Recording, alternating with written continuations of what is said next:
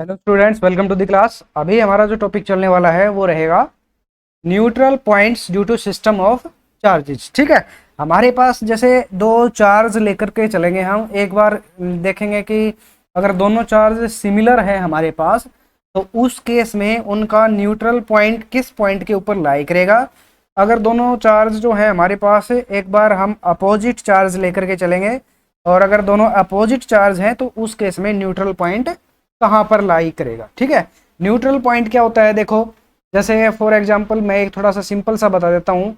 मान लेते हैं ये हमारे पास कोई यहाँ पे चार्ज है, एक क्यू चार्ज। ठीक है, एक दूसरा चार्ज है क्यू, ये वाला, दोनों सिमिलर चार्ज हैं, तो इसकी वजह से इलेक्ट्रिक फील्ड लाइंस की डायरेक्शन होगी आउटवर्ड डायरेक्शन में, है ना। ऐसे इसकी इलेक्ट्रिक फील्ड लाइंस निकलेंगी, और इसी तरह से इसकी भी इलेक्ट्रिक फील्ड लाइंस निकलेंगी आउटवर्ड डायरेक्शन में। ठीक है, अगर दोनों देखो, दोनों की अलग अलग स्ट्रेंथ है। मान लेते हैं ये 1 माइक्रोकुलोम का है, ये 2 माइक्रोकुलोम का है, तो कहीं ना कहीं इन दोनों के बीच में इसकी इलेक्ट्रिक फील्ड लाइंस की डायरेक्शन अपोजिट है। दोनों क्या होंगे, इसके चार्ज को, ये वाला जो चार्ज है वो क्या करेगा, एक दूसरे को कैंसिल आउट करेगा। तो कहीं ना कहीं इन दोनों के बीच में कोई ना कोई एक ऐसा पॉइंट होगा जहां पे इन दोनों की वजह से जो रिजल्टेंट इलेक्ट्रिक फील्ड होगा, उस रिजल्टेंट इलेक्ट्रिक फील्ड की वैल्यू क्या रहेगी, 0 रहेगी। तो जिस पॉइंट के ऊपर इन दोनों चार्ज की वजह से रिजल्टेंट इलेक्ट्रिक फील्ड की वैल्यू 0 रहेगी, उसको हम बोल लेंगे न्यूट्रल पॉइंट। ठीक है, तो अब हमें ये न्यूट्रल पॉइंट देखना है कि ये न्यूट्रल पॉइंट कहां पर होगा। एक बार देखेंगे कि जब दोनों चार्ज क्या हो हमारे पास, सेम हो, यानी कि दोनों पॉजिटिव चार्ज या नेगेटिव चार्ज हो, और एक बार एक चार्ज पॉजिटिव हो एक चार्ज नेगेटिव हो, तो उस केस में न्यूट्रल पॉइंट कहां पर रहेगा ये हम चेक करके देखेंगे। ठीक है, चलो देखते हैं। तो फर्स्ट जो मेरे पास केस है वो मैं लेकर के चल रहा हूं कि दोनों के दोनों जो चार्ज हैं वो दोनों सेम है। ठीक है, पहला ऑप्शन मैंने ले लिया,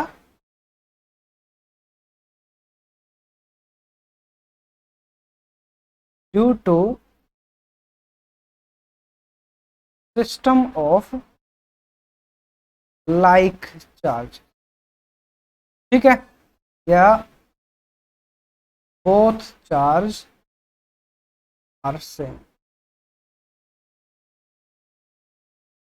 ठीक है, दोनों कैसे हैं, एक जैसे चार्ज। तो यहाँ पे हमने क्या बना लिया, एक सिस्टम बना लिया। मान लेते हैं दो चार्ज है मेरे पास, एक ले लिया मैंने Q1 और दूसरा चार्ज ले लिया मैंने Q2। ठीक है, दोनों के बीच ये डिस्टेंस ऑफ सेपरेशन हो गया। मान लेते हैं x is the distance of separation between this two charges. ठीक है, ये हो गया मेरे पास।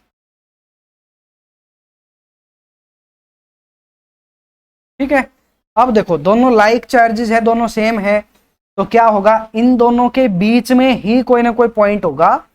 कहीं पर भी हो सकता है, यहां भी हो सकता है, यहां भी हो सकता है, यहां भी हो सकता है ना, किसी भी एक पॉइंट पे हो सकता है। तो मैं क्या करता हूं, कोई भी एक पॉइंट लेके चलता हूं। मान लेते हैं यहां पर कोई पॉइंट है, इसको कुछ भी नाम दे दो आप, ए पॉइंट दे दिया। इस ए पॉइंट पे वो पोजीशन है जहां पे ये न्यूट्रल पॉइंट होगा, है ना। तो इसकी पोजीशन हमें फाइंड आउट करना चाहेंगे कि ये कहां पर होगा। तो मान लेते हैं यहां से ये डिस्टेंस हो जाएगी x1। ठीक है, तो यहाँ और जो दूसरी डिस्टेंस क्या हो जाएगी, यहां से यहां, इस डिस्टेंस को हमने मान लिया x2, है ना, या x माइनस x1 कह लो। ये डिस्टेंस हमने मान ली x2। तो ये अगर न्यूट्रल पॉइंट है तो यहां पर क्या होगा, इस चार्ज Q1 की वजह से इलेक्ट्रिक फील्ड और इसकी वजह से जो इलेक्ट्रिक फील्ड होगा, रिजल्टेंट इलेक्ट्रिक फील्ड E1 और E2, वो क्या होंगे, दोनों बराबर होंगे। तभी तो दोनों की वजह से इलेक्ट्रिक फील्ड बराबर है, तो रिजल्टेंट इलेक्ट्रिक फील्ड 0 हो जाएगा, क्योंकि इसकी डायरेक्शन और इसकी डायरेक्शन दोनों क्या है, अपोजिट हैं। तो रिजल्टेंट इलेक्ट्रिक फील्ड 0 होने का मतलब क्या है कि चार्ज Q1 और चार्ज Q2 की वजह से इस पॉइंट के ऊपर जो इलेक्ट्रिक फील्ड रहेगा वो कितना रहेगा, इक्वल रहेगा, है ना। तो ये ऐसा करते हैं भाई, इसकी वजह से इलेक्ट्रिक फील्ड अगर इक्वल रहेगा तो उसको देखते हैं हम क्या रहने वाला है। एक बार इसके वजह से इलेक्ट्रिक फील्ड को इक्वल कर देते हैं। तो देखो मैं लिख रहा हूं यहां, electric field E1 is equal to electric field E2 के बराबर हो जाएगा भाई। ठीक है, तो फर्स्ट चार्ज जो Q1 है इसकी वजह से x1 डिस्टेंस के ऊपर ये पॉइंट है, यहाँ पर इलेक्ट्रिक फील्ड क्या रहने वाला है 1/4πε0 Q1 चार्ज है और x1 इसके डिस्टेंस है, तो इसका स्क्वायर हो जाएगा। इसी तरह से ये क्या हो जाएगा 1/4πε0 Q2 इसका चार्ज है और x2 का स्क्वायर क्या हो जाएगा, इसका डिस्टेंस हो जाएगा। ऐसा कुछ होगा, तो 1/4πε0 से ये कैंसिल आउट हो जाएगा दोनों तरफ, ठीक है। तो यहाँ पे मैं क्या लिख सकता हूँ, Q2 को इधर ले आओ चार्ज, तो ये हो जाएगा Q1 divided by Q2, x1 का स्क्वायर इधर चला जाएगा, x2 का स्क्वायर इधर चला जाएगा, ऐसा ही कुछ बनेगा, ठीक है। अब इसको x की टर्म में अगर लिखें तो क्या बन जाएगा हमारे पास x2, एक बार तो x2 को x की टर्म में लिख दो, तो x2 x की टर्म में लिखेंगे तो क्या हो जाएगा x माइनस x1, ठीक है। एक बार इसको लिख देते हैं, तो x माइनस x1 का स्क्वायर। जब इसको सोल्व करेंगे हमारे पास, तो सोल्व करने के बाद जो वैल्यू आएगी वो आ जाएगी x1 is equal to x divided by क्या बन जाएगा 1 plus under root of Q2 divided by Q1, ठीक है। और x2 की जो वैल्यू आएगी हमारे पास वो क्या आ जाएगी x2 is equal to x divided by 1 plus Q1 divided by Q2, ठीक है। ये दो वैल्यू आप याद रख लेना। तो x1 क्या है, ये है डिस्टेंस फ्रॉम चार्ज Q1 और x2 क्या था हमारे पास, डिस्टेंस फ्रॉम चार्ज Q2। दोनों के बीच का डिस्टेंस ऑफ सेपरेशन था हमारे पास x क्या है, दोनों चार्ज Q1 और Q2 दोनों के बीच का डिस्टेंस ऑफ सेपरेशन, ठीक है। तो यहां से अगर Q1 चार्ज से वो उस पॉइंट की डिस्टेंस बताए कि न्यूट्रल पॉइंट कहां होगा, तो आप डायरेक्ट इस वैल्यू के अंदर रिजल्ट पुट करके आप उसकी वैल्यू निकाल सकते हो, है ना। तो Q1 पॉइंट से डिस्टेंस हो जाएगी ये वाली Q2 बाई Q1, ठीक है। यहां से इसमें अंदर डायरेक्ट वैल्यू पुट करके आप Q1 पॉइंट से उस पॉइंट की डिस्टेंस फाइंड आउट कर सकते हो, वो क्या होगा न्यूट्रल पॉइंट यहां से हमारे पास आ जाएगा। तो ये दो एक्सप्रेशन आ गए हमारे पास, कब, जब ये हमारे पास सिमिलर चार्ज थे। अब दूसरी बात देखो, अगर हमारे पास ये जो सिमिलर चार्ज हैं ये दोनों इक्वल हो जाएं, यानी कि मेरे कहने का मतलब है जो Q1 चार्ज है वो Q2 के बराबर हो जाए, तो मान लेते हैं वो कोई Q चार्ज है, दोनों की वैल्यू Q1 और Q2 की वैल्यू आएगी Q। तो किसी भी एक इक्वेशन में, चाहे इसमें पुट करके देख लो चाहे इसमें पुट करके देख लो, जो न्यूट्रल पॉइंट आएगा हमारे पास वो कहां हो जाएगा 1 plus Q divided by Q से Q कैंसिल आउट हो गया, 1 हो गया, और 1 का अंडर रूट निकालेंगे तो क्या हो जाएगा 1, तो x/2 क्या हो जाएगा, मतलब दोनों के बिल्कुल मिड पॉइंट में, है ना। यानी कि ये जो हमारे पास Q1 चार्ज था और ये Q2 चार्ज था, दोनों के बीच का डिस्टेंस x था। अगर दोनों चार्ज इक्वल हैं तो न्यूट्रल पॉइंट बिल्कुल बीच में आएगा x/2 डिस्टेंस के ऊपर, ठीक है, ठीक है ना। ये बिल्कुल क्लियर हो गया यहां से। अब बात करते हैं हमारे पास सेकंड केस की। सेकंड केस क्या था, जब दोनों चार्ज क्या हो हमारे पास डिफरेंट हो, एक चार्ज तो हमारे पास पॉजिटिव हो जाए और दूसरा चार्ज हमारे पास क्या हो जाए नेगेटिव हो जाए, तो उस केस में न्यूट्रल पॉइंट कहां पर आएगा वो हम यहाँ पे डिस्कस करेंगे। सेकंड इसका जो पार्ट बनेगा वो यहाँ पे क्या बनेगा, पार्ट 2 की बात करते हैं। व्हेन क्या बोथ चार्ज आर डिसलाइक कह सकते हैं, है ना, या अनलाइक कह दो, है ना। अनलाइक, लाइक चार्ज और अनलाइक चार्ज, एक पॉजिटिव और एक नेगेटिव, उस केस में न्यूट्रल पॉइंट कहां होगा। अब हम यहां पे लेकर के चलते हैं कि एक पॉइंट ये है Q1 चार्ज और एक चार्ज है Q2, ठीक है। मान लेते हैं कोई भी एक नेगेटिव है और एक पॉजिटिव है, दोनों के बीच का डिस्टेंस ऑफ सेपरेशन वही x है। तो आप देखो पहले इसको थोड़ा सा समझ लो, प्रैक्टिकली थोड़ा सा सोच के देखो। मैं मान के चल लेता हूं कि ये मेरे पास नेगेटिव है और ये मेरे पास पॉजिटिव है, तो पॉजिटिव की वजह से इलेक्ट्रिक फील्ड लाइंस की किधर होंगी, आउटवर्ड डायरेक्शन में, नेगेटिव की वजह से इलेक्ट्रिक फील्ड लाइंस होंगी इनवर्ड डायरेक्शन में, है ना, कुछ इस तरह से। तो देखो यहां बीच में कभी भी ऐसा कोई पॉइंट, दोनों के बीच में ऐसा कोई पॉइंट नहीं निकल के आएगा जहां पे इलेक्ट्रिक फील्ड की वैल्यू 0 हो, ठीक है। या तो इसकी वजह से इलेक्ट्रिक फील्ड लाइंस इधर आउटवर्ड डायरेक्शन में जाएंगे तो ऐसी आएंगी, और इसकी वजह से इनवर्ड आएंगी, तो यहां कोई पॉइंट हो सकता है ना, ठीक है। या फिर इधर कोई पॉइंट आएगा, अगर नेगेटिव चार्ज की वैल्यू ज्यादा है, पॉजिटिव चार्ज की वैल्यू कम है, तो इधर आउटवर्ड डायरेक्शन में कोई पॉइंट आएगा जहां पे इलेक्ट्रिक फील्ड की वैल्यू 0 हो सकती है, ठीक है। थोड़ा सा समझ के देखना इसको। देखो अगर इसकी वजह से electric field lines inward direction में रहेंगी, इसकी वजह से आउटवर्ड रहेंगी, आउटवर्ड डायरेक्शन में। अगर इसकी वैल्यू कम है, नेगेटिव चार्ज की वैल्यू कम है और पॉजिटिव चार्ज की वैल्यू ज्यादा है, तो नेगेटिव चार्ज की साइड में, इस साइड में आउटवर्ड, इन दोनों के बीच में नहीं, इन दोनों से आउटसाइड में एक्सियल लाइन पे कोई पॉइंट होगा जहां पे कोई न्यूट्रल पॉइंट आएगा। अगर पॉजिटिव चार्ज की वैल्यू कम है और नेगेटिव चार्ज की वैल्यू ज्यादा है, तो पॉजिटिव चार्ज की साइड में एक्सियल लाइन पे आउटवर्ड डायरेक्शन में किसी भी अदर मतलब एक्सियल लाइन पे कोई पॉइंट होगा जहां पे रिजल्टेंट इलेक्ट्रिक फील्ड की वैल्यू 0 रहेगी। ये थोड़ा समझाने के लिए बताया है, ठीक है। तो अब हम मान के चलेंगे, ठीक है। इसको मैं एक बार रफ कर देता हूं, थोड़ा सा अच्छे से बना लेंगे इस डायग्राम को, ठीक है। इसको सारे को ही एक बार रफ कर दिया मैंने। तो अब हम मान के चलेंगे कि किसी आउटवर्ड डायरेक्शन के अंदर कोई पॉइंट है, न्यूट्रल पॉइंट, है ना। तो ये चार्ज मैंने ले लिया Q1 और ये मैंने ले लिया Q2, दोनों अनलाइक चार्ज है, एक नेगेटिव एक पॉजिटिव। मैंने मान लिया ये नेगेटिव है और ये पॉजिटिव है और ये इसका एक्सिस है, और मैंने मान लिया कि इसकी स्ट्रेंथ कम है, तो इसकी साइड में यहाँ पे कोई पॉइंट ले लिया मैंने A, इस पॉइंट से और इस एक्सिस की डिस्टेंस मैंने मान ली कोई भी L, ठीक है। और दोनों के बीच का डिस्टेंस ऑफ सेपरेशन है हमारे पास x। तो न्यूट्रल पॉइंट कहां रहेगा, इस L पॉइंट के ऊपर न्यूट्रल पॉइंट रहेगा।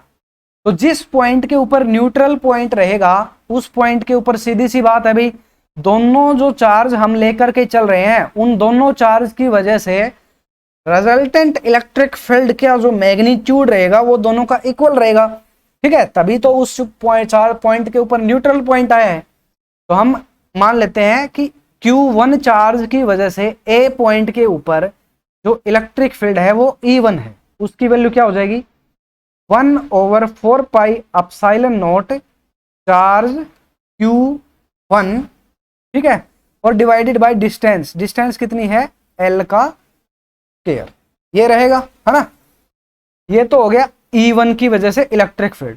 अब चार्ज Q2 की वजह से इलेक्ट्रिक फील्ड क्या हो जाएगा 1/4 pi epsilon not Q2 divided by L plus x का स्क्वायर, ये हो जाएगा चार्ज Q2 की वजह से इस पॉइंट A के ऊपर इलेक्ट्रिक फील्ड की वैल्यू, x डिस्टेंस तो ये होगी प्लस L डिस्टेंस ये होगी, तो x प्लस L डिस्टेंस हो जाएगा, ठीक है।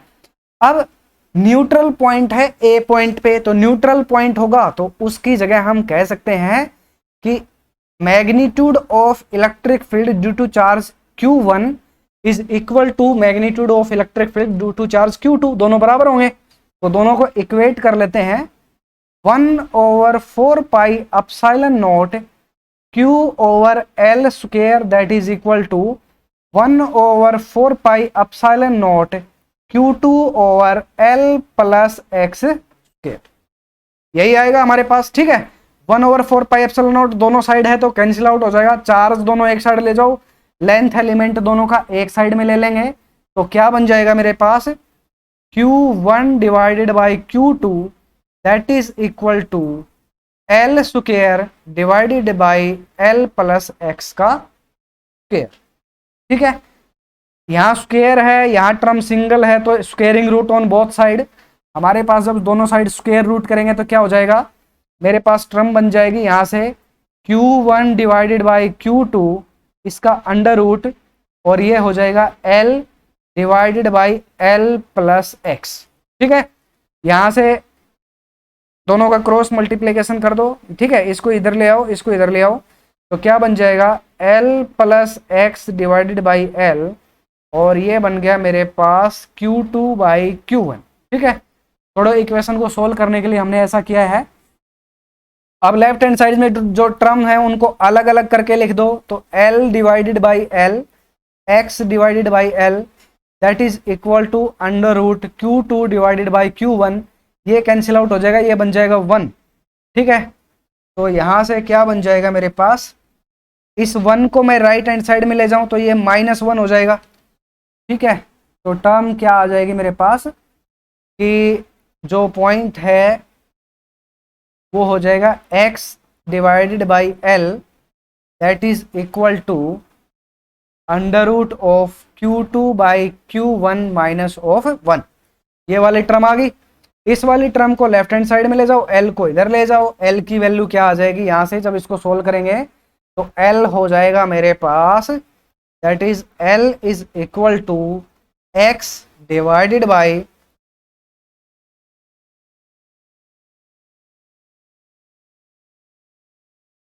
Q2/Q1 minus of. ठीक है, ये वाली इक्वेशन यहां से हमारे पास निकल के आई है।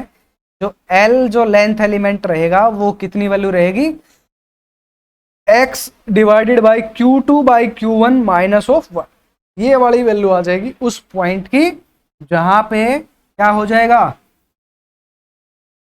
दोनों की जो जिस पॉइंट के ऊपर न्यूट्रल पॉइंट हमारे पास लाई करेगा। ठीक है, जैसे हमने पहले किया था कि जब दोनों अनलाइक चार्ज होंगे तो न्यूट्रल पॉइंट उनके बिल्कुल सेंटर में लाई करेगा।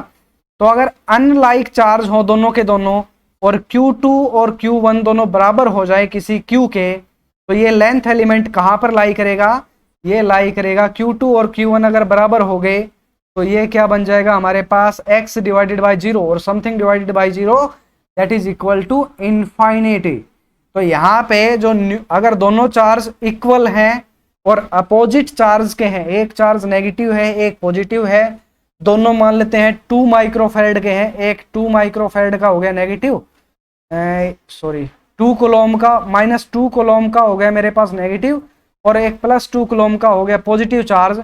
तो दोनों का न्यूट्रल पॉइंट जो है वो कहां पर लाई करेगा, इनफाइनाइट पॉइंट के ऊपर लाई करेगा दोनों का न्यूट्रल पॉइंट। ठीक है, तो ये है दोनों का न्यूट्रल पॉइंट। अगर दोनों लाइक चार्ज हो और दो अनलाइक चार्ज हो, उस केस में अगर हमें न्यूट्रल पॉइंट निकालना हो तो किस टाइप से हम यहां पर निकाल लेंगे। मेरे पास एक क्वेश्चन है छोटा सा, उस क्वेश्चन को एक बार सोल्व करके देख लेते हैं कि न्यूट्रल पॉइंट किस तरह से यहाँ पे हमें निकालना होगा और किस टाइप के क्वेश्चन हमें एग्जाम में देखने को मिल सकते हैं इसके केस में। तो क्वेश्चन है मेरे पास 2 पॉइंट चार्ज है मेरे पास, 2 पॉइंट चार्ज, एक के ऊपर जो चार्ज है वो है 20 माइक्रोकूलम और जो सेकंड चार्ज है उसके ऊपर चार्ज है 80 माइक्रोकूलम। ठीक है, आर 10 सेंटीमीटर अपार्ट, दोनों के बीच का डिस्टेंस ऑफ सेंटीमीटर कितना है, 10 सेंटीमीटर, दोनों लाइक चार्ज हो गए है ना। तो where will be the electric field, where will the electric field strength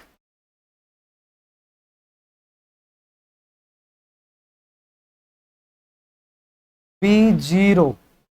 ठीक है, एट द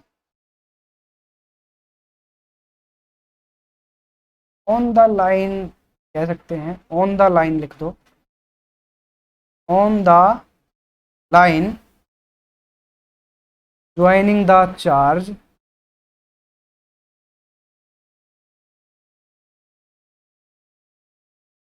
फ्रॉम 20 माइक्रोकूलम। ठीक है, जो 20 माइक्रोकूलम का चार्ज है हमारे पास, उस चार्ज से हमें ये वाली वैल्यू कैलकुलेट करके बतानी है कि 20 माइक्रोकूलम वाले चार्ज से ये किस डिस्टेंस के ऊपर लाई करेगा, जहां पे इलेक्ट्रिक फील्ड जो है रिजल्टेंट उसकी वैल्यू क्या हो जाएगी, 0 हो जाएगी। ये हमें कैलकुलेट करके यहाँ पे बताना है। तो क्या करते हैं, देखो दोनों लाइक चार्ज हैं वैसे तो सीधी सी बात है ना। तो एक बार थोड़ा सा इसका डायग्राम बना के बता देता हूं मैं आपको कि इसका सॉल्यूशन कैसे करेंगे। एक यहां पे चार्ज है 20 माइक्रोकूलम, ठीक है, अब इससे दोनों के बीच का डिस्टेंस ऑफ सेपरेशन कितना है, 10 सेंटीमीटर। यहाँ पे है 80 माइक्रो कूलम्ब। हमने मान लिया कि ये वाला बीज का जो पॉइंट है, इस पॉइंट के ऊपर क्या है, न्यूट्रल पॉइंट है। तो हमें फाइंड आउट करना है 20 सेंटीमीटर वाले से। तो मान लेते हैं इससे ये x डिस्टेंस पे है, तो यहां से कितना हो जाएगा, 10 माइनस एक्स। ठीक है, ये वाली वैल्यू आ जाएगी। तो इस पॉइंट के ऊपर इलेक्ट्रिक फील्ड की वैल्यू 0 है। तो इस पॉइंट के ऊपर अगर इलेक्ट्रिक फील्ड की वैल्यू 0 है, तो इन दोनों चार्ज की वजह से रिजल्टेंट इलेक्ट्रिक में फील्ड दोनों का बराबर हो जाएगा। तो इसकी वजह से यहाँ पे इलेक्ट्रिक फील्ड क्या हो जाएगा, 1/4 पाई एप्सिलॉन नॉट की जगह हम k लिख सकते हैं, मल्टीप्लाई बाई चार्ज q क्या है, 20 माइक्रो कूलम्ब। तो 10⁻⁻⁻6 divided by distance of separation का स्क्वायर। 1/4 पाई एप्सिलॉन नॉट की जगह k लिख दिया मैंने, मल्टीप्लाई बाय 80 माइक्रो कूलम्ब, है ना, और डिवाइडेड बाय डिस्टेंस का स्क्वायर। डिस्टेंस कितना है, 10 माइनस एक्स का स्क्वायर। तो k से k कैंसिल आउट हो गया, 10⁻6 से 6 कैंसिल आउट हो गया, है ना। अब इसको थोड़ा आगे जब सोल्व करेंगे तो क्या बन जाएगा, 20 डिवाइडेड बाई 80 या 80 डिवाइडेड बाई 20 लिख लो, जैसा भी आप उचित समझे। क्या हो जाएगा, यहाँ से 80 डिवाइडेड बाई 20 हो जाएगा, ये हो जाएगा 10 माइनस एक्स का square divided by x square, ये होगा। तो 0 से 0 कैंसिल हो जाएगा, 2 4 जा 8। यहाँ पे हो जाएगा 4 is equal to 10 minus x का square divided by x square. Squaring root on both side, दोनों साइड की टर्म हमारे पास स्क्वायर की टर्म है ना, दोनों ही साइड में हमारे पास स्क्वायर की टर्म आ रही है भाई। तो squaring root on both side, तो यहाँ बन जाएगा 2 that is equal to 10 minus x is equal to x. Cross multiply कर दो, ये हो जाएगा 2x that is equal to 10 minus x. X वाले टर्म एक साइड ले जाओ सारे, तो ये इधर नेगेटिव है, इधर आएगा तो क्या हो जाएगा, प्लस का हो जाएगा। ठीक है, तो यहाँ से क्या बन जाएगा, thrice of x is equal to 10, x is equal to 10 divided by 3, तो ये हो जाएगा 3.3।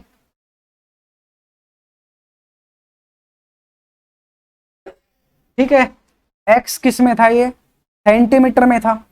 ठीक है, इतना अगर 3.3 करेंगे तो ये हो जाएगा सेंटीमीटर, और अगर इसको मीटर में कन्वर्ट करना हो तो x हो जाएगा 3.3 मल्टीप्लाई बाई, नहीं डिवाइडेड बाई 100। तो इसको डिवाइडेड बाई 100 हो जाएगा, तो ये हो जाएगा 0.033 सेंटीमीटर। सेंटीमीटर में ही अगर निकालना हो तो, नहीं मीटर में, सॉरी। तो ये क्या बन गया, अब मीटर बन गया। तो 0.033 या 3.3 सेंटीमीटर आप कैलकुलेट करना चाहें तो ये या तो सेंटीमीटर में या फिर मीटर में। आप ऑब्जेक्टिव क्वेश्चन अगर ऑब्जेक्टिव एग्जाम दे रहे हो तो आपको ऑप्शन से अकॉर्डिंग चलना पड़ेगा कि आंसर हमारे पास सेंटीमीटर में है या मीटर में है।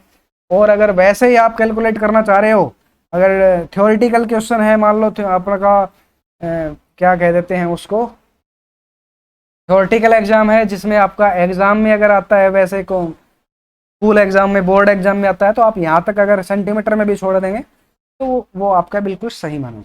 ठीक है, तो इस तरह के क्वेश्चन यहाँ पे न्यूट्रल पॉइंट के कोरस्पॉन्डिंग आपको देखने को मिलेंगे। ठीक है, तो इस लेक्चर में इतना ही करते हैं, नेक्स्ट लेक्चर में देखते हैं कोई नेक्स्ट टॉपिक।